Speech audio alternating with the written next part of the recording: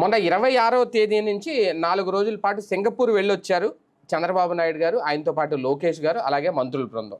తర్వాత ఆ సమయంలో ప్రధానంగా 2 పత్రికల్లో వచ్చిన వార్తలు అప్పుడు వరుసగా అబ్జర్వ్ చేస్తే సింగపూర్లో అంతమందితో భేటీ అయ్యారు, మొత్తం 26 మందితో భేటీ అయ్యారు, పారిశ్రామికవేత్తలు వచ్చేస్తున్నారు.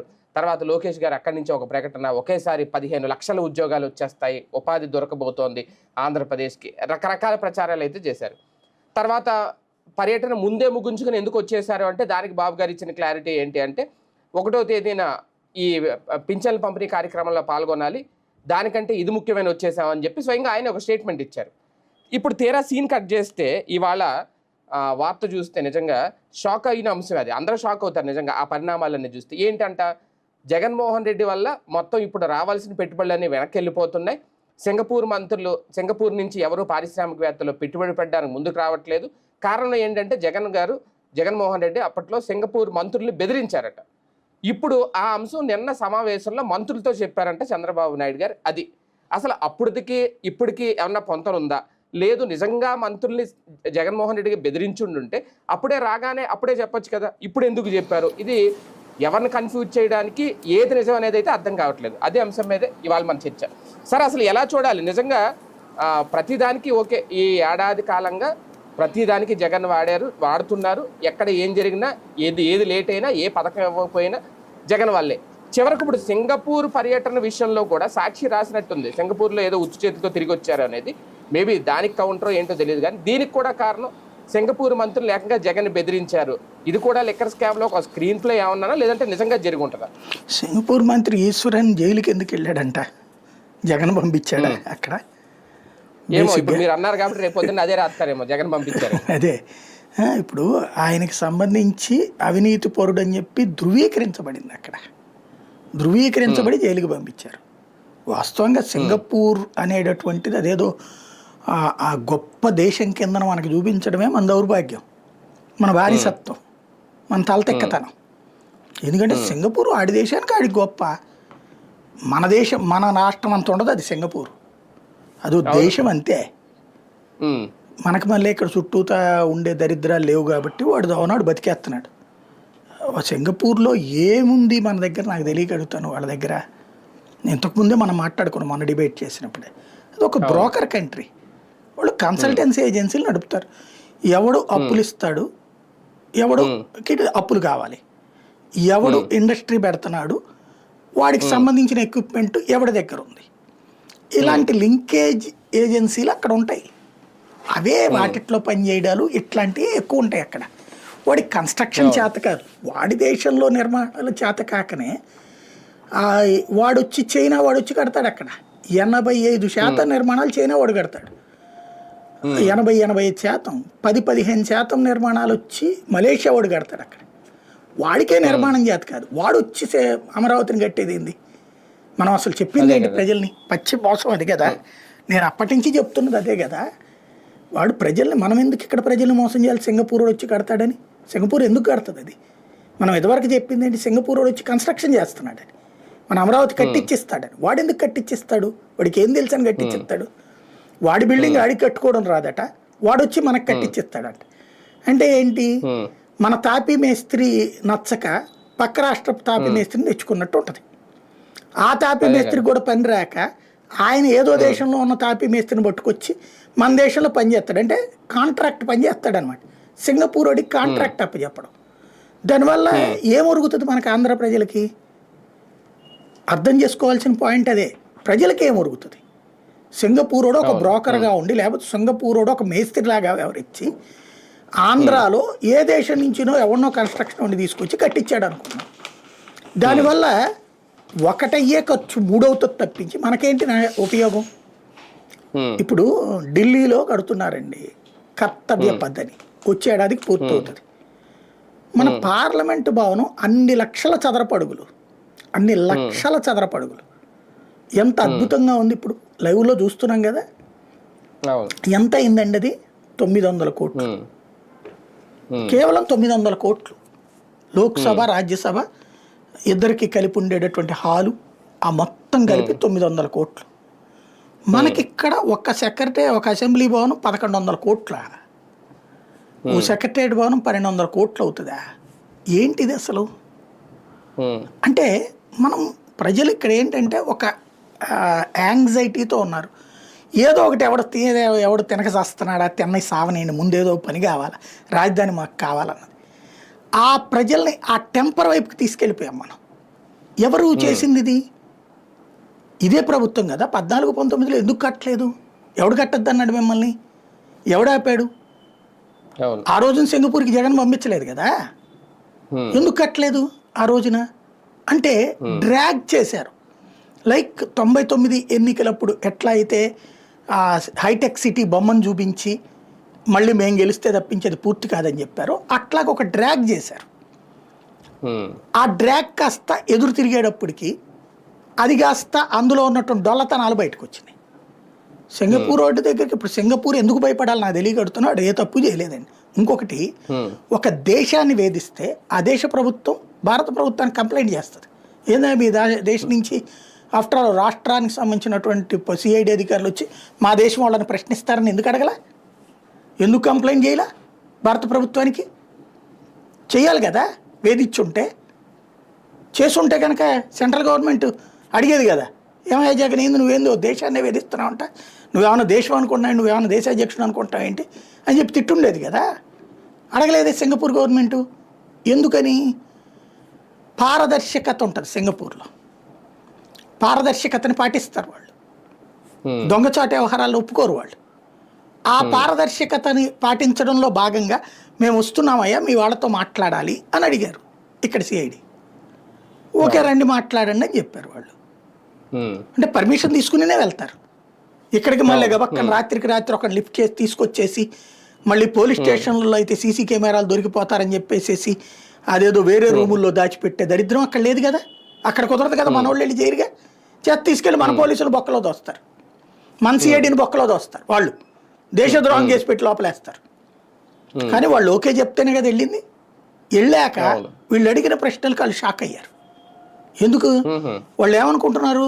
చట్టబద్ధంగా జరుగుతుందో అనుకుంటున్నారు, ఇండైరెక్ట్గా జరుగుతుందో అనుకోలేదు ఇక్కడ. అప్పుడు అక్కడ వచ్చింది సమస్య. అంటే వాళ్ళ తప్పు వాళ్ళకి అర్థమైంది. ఇక్కడ వాళ్ళని అడ్డం పెట్టుకుని ఇక్కడ తింటున్నారని అర్థమైంది. అందుకని పక్కకి తప్పుకున్నారు. మన రాష్ట్రంలో ఈవెన్ తెలుగుదేశాన్ని ప్రేమించే వాళ్ళైనా ఏమి తినడం మా వాళ్ళు అని ఎవడు అనుకోడు. ఎవడు పవర్లో ఉన్నా సరే తినటం అనేది జనాలకు కూడా అర్థమైపోయింది, తింటారు వీళ్ళు అనేది. ఉన్న వెధవల్లో మంచి వెధవని ఎన్నుకుంటున్నాం కానీ మంచోడిని ఎన్నుకోవట్లేదు మనం. కాబట్టి సమస్య వస్తుంది. అందువల్ల ఏమవుతున్నది, ఇక్కడ మనకి తినడం తప్పు కాదు, ఎక్కడో ఎందుకు చూడండి. ఇప్పుడు దాన్ని ఏమంటారు, గవర్నమెంట్ హాస్పిటల్లో ఒక్కసారి వెరిఫై చేయమని చెప్పండి. గవర్నమెంట్ హాస్పిటల్లో ఉండే డయాగ్నోసిస్ పరికరాలు నెలకు 2 నెలలకు 3 నెలలకు రిపేర్ వస్తూనే ఉంటాయి. మళ్ళీ అది రిపేర్ చేయడానికి 2-3 నెలలు పడుతుంది. అదే ప్రైవేట్ డయాగ్నోసిస్ సెంటర్లో ఏళ్ల తరబడి అట్లాగే ఉంటాయి, రిపేర్ వచ్చినా వెంటనే సెట్ అవుతుంది. ఏంటి తేడా? అక్కడ ఈ డయాగ్నోసిస్ సెంటర్ల దగ్గర లంచాలు తీసుకున్న సిబ్బంది దాన్ని చెడగొడతారు. దానివల్ల నష్టపోయేటటువంటి సామాన్య పౌరులలో వీళ్ళంటోడే అని ఒప్పుకోడు అతను. నాకు 1000 వచ్చిందో 10,000 వచ్చిందో నేను దీన్ని నాశనం చేస్తే ఈ జనాలందరూ సచ్చినట్టు వెళ్ళి ప్రైవేట్ డయాగ్నోసిస్ సెంటర్కి పోయి చేయించుకుంటారు. వాడు వీడికి 10,000 ఇస్తాడు, వాడు దానివల్ల 10 లక్షలు సంపాదిస్తాడు. వీడికి 10,000 గొప్పగా కనబడుతుంది కానీ ఈ దోపిడీ ఇంతమంది సాధారణ పేద ప్రజలు అన్యాయం అయిపోతున్నారా అన్న మానవత్వం లేదు ఇక్కడ. మనకి మానవత్వం అంటే మనం చెప్పినప్పుడు మాత్రమే పనికొస్తుంది, మిగతా టైంలో పనికిరాదు మానవత్వం. అట్లాగే ఇప్పుడు సింగపూర్ ప్రభుత్వం వచ్చి మనకేదో ఓడబొడిచేదేందో అర్థం కాదు. సింగపూర్ ప్రభుత్వానికి మనం ఎలాంటి దరిద్రపు లెక్క చెప్పాం, 1600 ఎకరాలు వాళ్ళకి ఇచ్చేస్తామా? వాడు అది తీసుకుని దానికి డెవలప్మెంట్ అంతా మనమే 12,000 కోట్లు ఖర్చు పెడతామా? వాడు 300 కోట్లు పెట్టుబడి పెడతాడు, అది కూడా ప్రభుత్వంతో సంబంధం లేక్కడ. పలు కంపెనీల యొక్క కన్సార్టియం అంటే అక్కడున్న ఒక 5-6 కంపెనీలు కలిపి తలకో 50 కోట్లు వేసుకుని విరాళం వేసుకున్నట్టు ఆంధ్రాలో పెట్టుబడి పెడతాయి అమరావతిలో. వాళ్ళకి ఇమ్మీడియట్గా 150 ఎకరాలు ఫ్రీ. 300 కోట్లు పెట్టుబడి పెట్టేందుకు. అది ఇంకో 12,000 ఎకరాలు వాళ్ళ ఇష్టం, వాళ్ళు ఎంతకైనా అమ్ముకోవచ్చు. అవును. దాంట్లో మనకు వచ్చేటటువంటిది 40%, అంతే తప్పించి ఏం లేదు. వాడి ఇష్టం. అసలు ఎక్కడన్నా ఉంటుందా ప్రపంచంలో ఇట్లాంటివి? ఎంత 1200 కోట్లు పెట్టి మనం డెవలప్ చేయడం ఏంటి, 300 కోట్లు పెట్టి వాడు 60% డబ్బులు తీసుకోవడం ఏంది? సార్ వాస్తవానికి ఇంతకుముందు సింగపూర్తో కుదుర్చుకున్న ఒప్పందం అప్పుడే రద్దు చేసుకున్నారు కదా, మళ్ళీ ఇప్పుడు ఒప్పందం కుదుర్చుకోవడానికి ఏమన్నా వెళ్ళారా? అమరావతి రాజధాని నిర్మాణంలో వాళ్ళని ఇన్వాల్వ్ చేయడానికి? ఖచ్చితంగా రాజధానిలో కాదు, పాడు కాదండి. రాజధాని కట్టడానికి ఆడెందుకు కడతారు? ఇక్కడ ఆల్రెడీ బిల్డర్లు ఉండగా ఆల్రెడీ మనం ఎల్ఎన్టీలు అందరూ కడుతున్నారు కదా. వెళ్ళిన పర్పస్ ఏంటంటే కదా, రాజధాని అమరావతిలో భాగస్వామ్యం అవ్వడానికి అక్కడ సింగపూర్ ప్రభుత్వం విముఖత చూపుతుంది. సీడ్ క్యాపిటల్లో కూడా పెట్టుబడులు పడడానికి వాళ్ళు వెనకడుగు వేస్తున్నారు.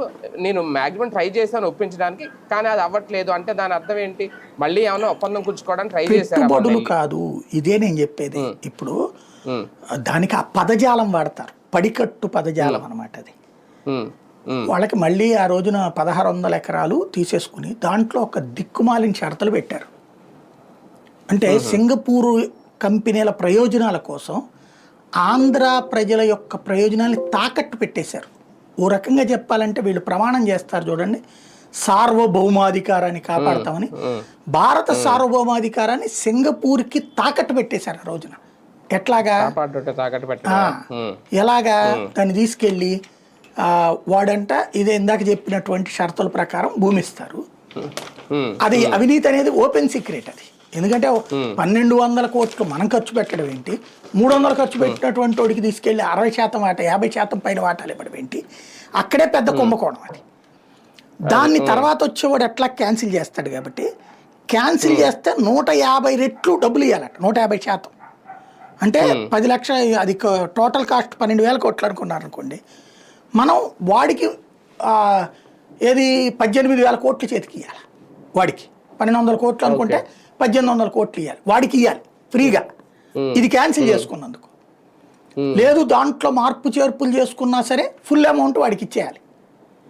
ఏది వాడు పెట్టిన 300 కోట్లు కాదు, టోటల్ అమౌంట్, ప్రాజెక్ట్ అమౌంట్ కాకుండా దాని మీద లిటిగేషన్స్ ఏదన్నా అంటే వాడు తప్పు చేస్తున్నాడు, వాడు ఒప్పందానికి విరుద్ధంగా చేస్తున్నాడు అని తెలిసిందనుకోండి మనకి, దాని మీద కేసు ఇక్కడ పెట్టకూడదు ప్రభుత్వం, ఏసీబీనో వీళ్ళు ఇంగ్లాండ్ కోర్టుకు వెళ్ళి మధ్యవర్తిత్వ కోర్టులో కేసేసుకోవాలి. అక్కడ అయ్యా మేము ఇట్లాంటి ఒప్పందం చేసుకుంటే సింగపూర్ మమ్మల్ని మోసం చేసిందే కన్సార్టిము అని చెప్పి ఇంగ్లాండ్ కోర్టులో వేస్తే, ఇంగ్లాండ్ కోర్టోడు మన దేశంలో మన అమరావతిలో సింగపూర్ ప్రభుత్వంతో ఉన్న దాని మీద ఆడు తీర్పిస్తాడు.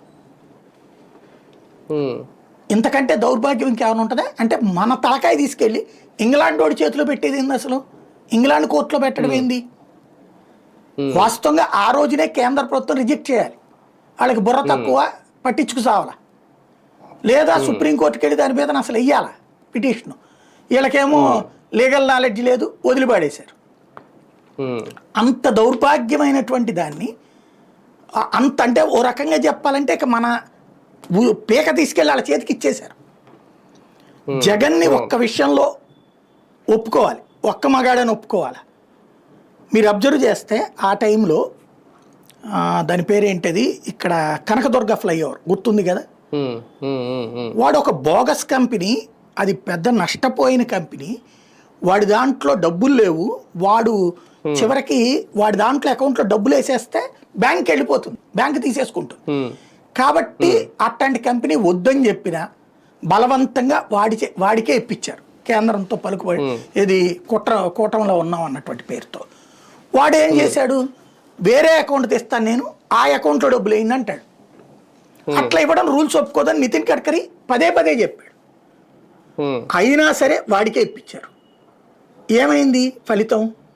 వాడు మధ్యలో ఆపేసి కూర్చున్నాడు. నువ్వు నాకు డబ్బులు అట్ట వేరే అకౌంట్లో ఇస్తేనే చేస్తాను అంటే బెదిరింపాడు, నువ్వు అట్లా ఇస్తేనే పూర్తి చేస్తానని.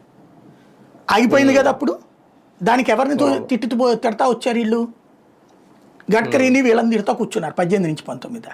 ఇక అది సాధ్యం కాదు అని చెప్పేశారు.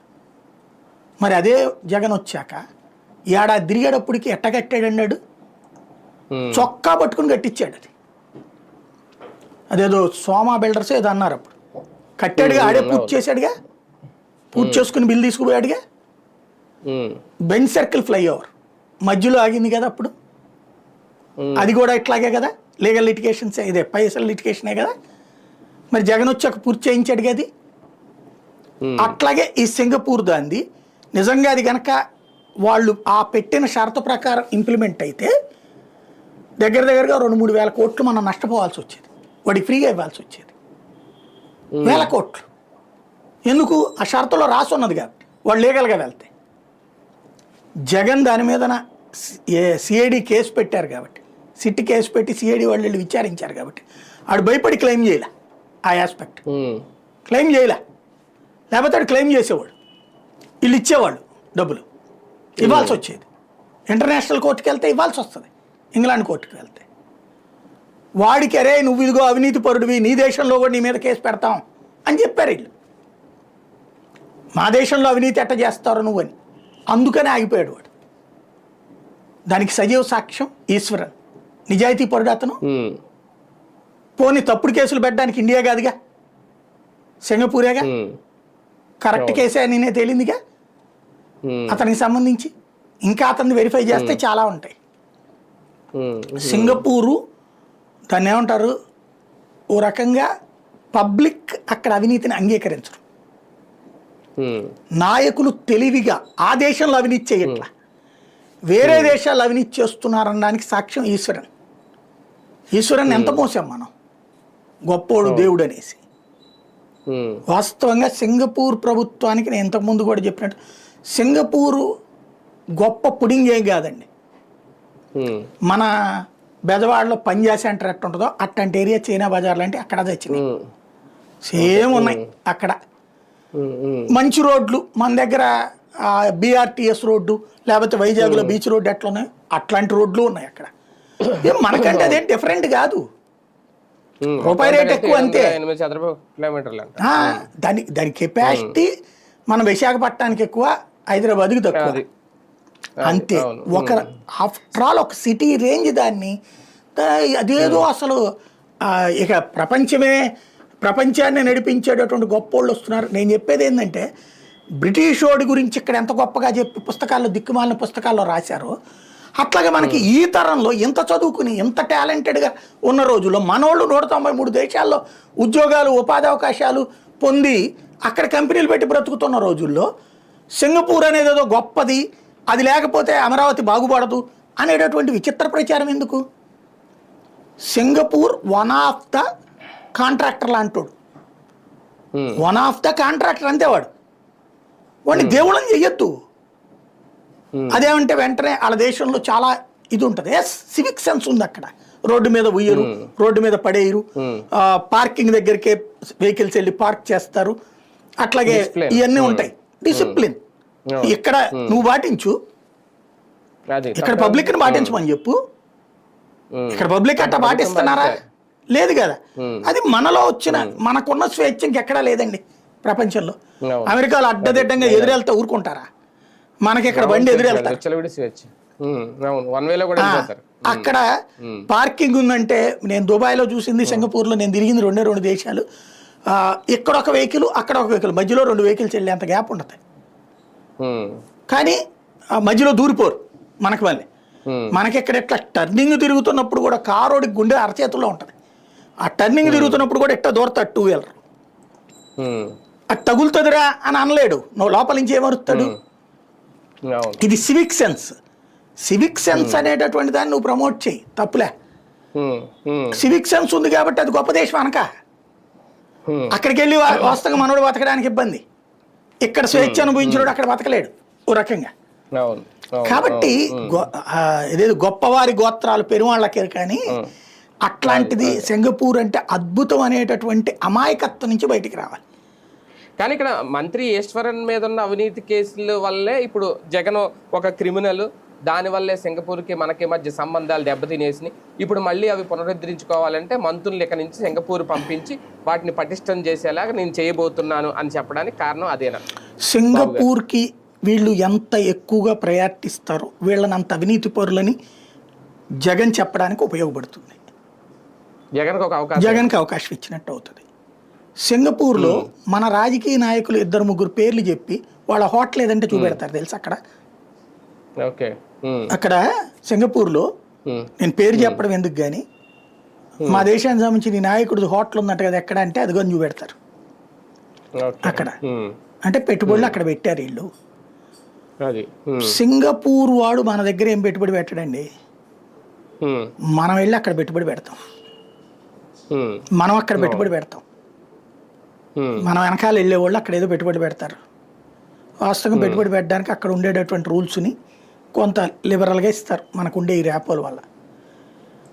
రాష్ట్రాల ముఖ్యమంత్రులు ఎప్పుడన్నా విదేశీ పర్యటనకు వెళ్ళారంటే వాళ్ళ ద్వారా మన రాష్ట్రాలకు వచ్చే ప్రయోజనం 20%. వాళ్ళ వెనక వెళ్ళే పారిశ్రామికవేత్తలు ఈ విఐపి ట్రీట్మెంట్ ద్వారా అక్కడ తొందరగా ఇన్వెస్ట్ చేయగలుగుతారు. ఇది గుర్తుపెట్టుకోవాలి. ఏ రాష్ట్రందైనా సరే కేంద్రాన్ని అట్ట ఉండదు. ఈవెన్ కేంద్రం దాంట్లో కూడా ఇప్పుడు అయ్యే పెరిగినాయి. ఇప్పుడు బడా పారిశ్రామికవేత్తలు వెళ్తున్నారు. మోడీ వచ్చాక ఆపాడు. ఇదివరకు మన్మోహన్ సింగ్ వెళ్ళేటప్పుడు పారిశ్రామికవేత్తలు వెళ్తుండేవాడు. వెళ్ళి ఈ పారిశ్రామికవేత్తను అక్కడ అధ్యక్షుడికి పరిచయం చేస్తాడు. పరిచయం చేస్తే అధ్యక్షుడు నేను ఇక్కడ మీ దేశంలో ఇంత పెట్టుబడి పెడుతున్నాను, ఓకే నీకేం కావాలో తీసుకోపో. అది జాతీయ స్థాయిలో ఇదివరకు ఉండేది, అవి రాష్ట్రాల స్థాయికి తెచ్చేశారు ఇప్పుడు. ఆ టైప్లో చేసుకొస్తున్నారు. సార్ ఫైనల్గా మొన్న అన్ని రోజుల పర్యటన, ఆ సమయంలో పత్రికలు చేసిన హడావడి, కంపెనీలు వచ్చేస్తున్నాయి, 26 పరిశ్రమలతో కూర్చున్నారు, ఎంఓయూలు కుదిరిపోతున్నాయి, ఇంక రేపు మాపో ఈ హడావడి కేవలం పత్రికల హడావడే తప్ప ప్రాక్టికల్గా ఏమీ లేదు అని చెప్పి నిన్న బాబు గారి మాటలతో అర్థమైపోయింది. ఇంక సింగపూర్ నుంచి ఎలాంటి పరిశ్రమలు ఇక్కడికి రావని ఆయనే డైరెక్ట్గా ఒక రకంగా చెప్పేశారు. అంటే బేసిక్గా వచ్చేవాడు వస్తాడు, అందరూ రారని కూడా నేను అనుకోను. ఇక్కడ ప్రభుత్వం అంటే ఇక్కడ ఏంటంటే లంచాలు లేని, ఇబ్బంది పెట్టని, లాభం వస్తుందంటే ఎవడైనా పెట్టుబడి పెడతాడండి ఎక్కడైనా సరే. ఇప్పుడు నేను వచ్చి ఇప్పుడు ఫర్ ఎగ్జాంపుల్ మనమే ఉన్నామండి, డిజిటల్ ప్లాట్ఫామ్. ఇప్పుడు మన దగ్గర ఒక 7-8 మంది పనిచేస్తారు కదా, అంటే ఎంతమందికి ఉపాధి కల్పిస్తున్నట్టే కదా లెక్క. మరి మనకు కూడా 2 ఎకరాలు 99 పైసలకి ఇవ్వమనండి, ఇంకో 100 మందిని ఇస్తాను నేను ఖచ్చితంగా. ఇంకో డిజిటల్ ప్లాట్ఫామ్ పెద్దది పెంచుతాను. ఇంకోటి మనకి హానెస్టీ ఉంది, పన్ను ఎప్పటికప్పుడు కట్టేస్తున్నాం, భవిష్యత్తులో కూడా కడతాం. ప్లస్ ఎక్కువ మందికి ఉపాధి కల్పించాలన్న ఆలోచన ఉంటుంది మనకి. వాడు ఎవరికో ఎందుకు ఉంటుందండి బేసిక్గా, ఇతర దేశాల నుండి వచ్చిన వాళ్ళకి. వాళ్ళు ఎంత లాభం సంపాదించాలని చూస్తారు. మనం ఈ సొసైటీలో బతుకుతాం కాబట్టి ఇక్కడ మనం వెధవలం కాకూడదని ఆలోచిస్తాం. ఇక్కడే పన్ను కడతాం, ఇక్కడే ఉపాధిస్తాం, ఇక్కడ వాళ్ళకి రేపొద్దున డెవలప్మెంట్. నాకు అదే అనిపిస్తుంది, వీళ్ళు 99 పైసలకి వాళ్ళకి ఇస్తున్నాం వీళ్ళకి ఇస్తున్నాం అంటున్నారు కదా.